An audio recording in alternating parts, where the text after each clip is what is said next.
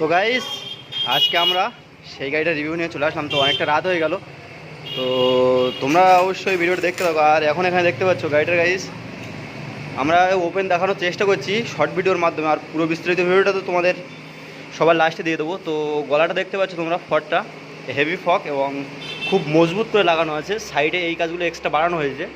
আর পুলিটা দেখতে পাচ্ছ এখানে 8-এর পুলি, আর এটা হচ্ছে 6 গিয়ার, সামনে 5টা আর পিছনে একটা। তো এখানে গিয়ার বক্সটা সেটিং হচ্ছে, আর অলরেডি ডিফেন্সিয়ারটা সেটিং হয়ে গেছে। আর এটা দেখতে পাচ্ছ পুরো চুড়ি রিং আছে, 95-15 টায়ার আছে।